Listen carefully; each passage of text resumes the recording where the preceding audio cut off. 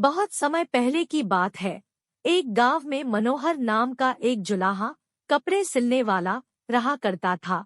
उसकी कपड़े सिलने वाली मशीन के ज्यादातर उपकरण लकड़ी से बने हुए थे। एक दिन बहुत ज्यादा बारिश होती है, जिस कारण बारिश का पानी उसके घर में भर जाता है। घर में बारिश का पानी भर जाने के कारण उसकी मशीन पूरी तरह से खराब हो जाती है। मशीन खराब हो जाने के कारण मनोहर बहुत परेशान हो जाता है। वह दुखी होकर सोचने लगता है कि अगर जल्द ही उसने अपनी इस मशीन को ठीक नहीं किया तो वह कपड़े सिलने का काम नहीं कर पाएगा और उसके परिवार को भूखा रहना पड़ेगा। यह सोचकर मनोहर जंगल जाने का फैसला कर लेता है ताकि वह अपनी मशीन को ठीक करने के लिए अच्छी लकड़ी काट कर ला सके। फिर मनोहर इस विचार के साथ जंगल की ओर चल देता है। मनोहर पूरा दिन चलता रहता है, लेकिन उसे अपनी मशीन के लिए अच्छी लकड़ी वाला कोई भी पेड़ नजर नहीं आता है। फिर भी मनोहर हार नहीं मानता है और अच्छे पेड़ की तलाश में आगे बढ़ता रहता है।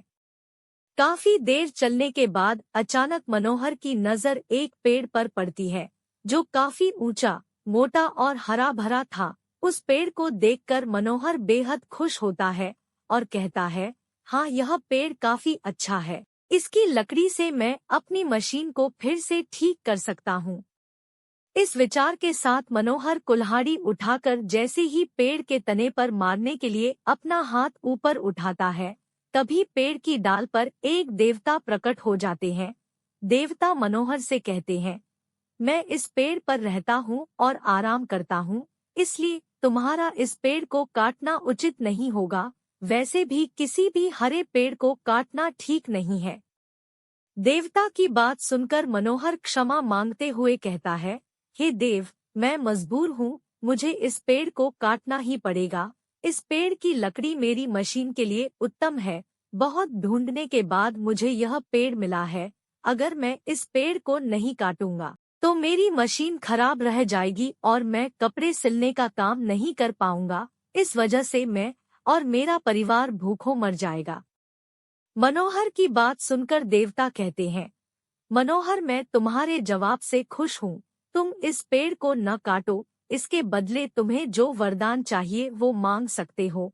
मैं तुम्हारी इच्छा जरूर पूरी करूँगा। देवता से वरदान की बात सुनकर मनोहर कुछ देर विचार करके कहता है, हे देव, मैं वर के लिए अपने मित्र और पत्नी से राय लेना चाहता हूँ, इसलिए आप मुझे एक दिन का समय दीजिए। मनोहर के आग्रह को देवता मान लेते हैं और उसे एक दिन विचार करने के लिए दे देते हैं।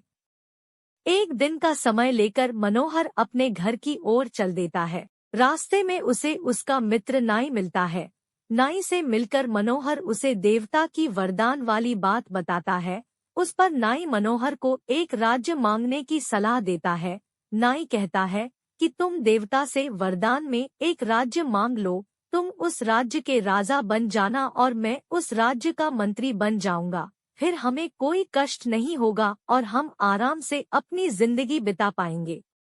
नाई मित्र की बात पर मनोहर कहता है, मित्र, तुम बिल्कुल ठीक कह रहे हो। इस बारे में एक बार मैं अपनी पत्नी से भी पूछ लूं, फिर मैं देवता से वरदान मांग लूंगा। पत्नी से राय मांगने की बात पर नाई कहता है, मित्र, तुम्हारी पत्नी काफी घमंडी और मूर्ख है, इसलिए तुम्हें उससे राय नहीं लेनी चाहिए। ऐसी स्त्री केवल अपने लाभ के बारे में ही सोचती है।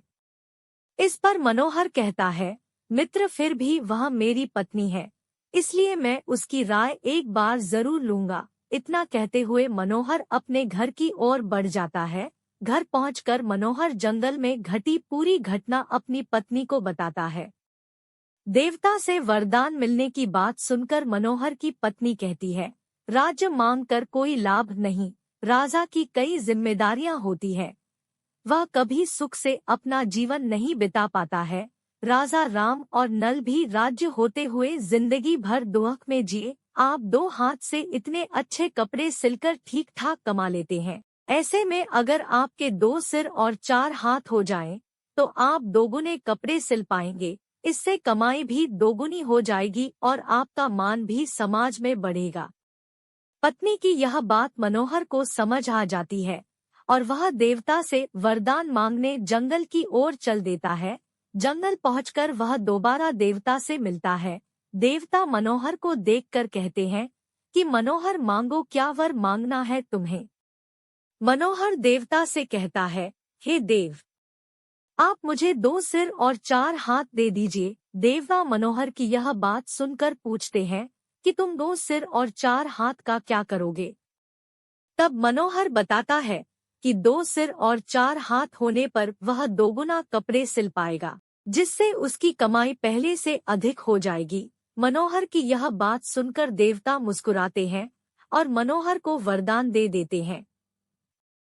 देवता का वरदान पाकर मनोहर को 2 सिर और 4 हाथ हो जाते हैं। वरदान पाकर मनोहर बहुत खुश होता है और अपने घर की ओर चल देता है।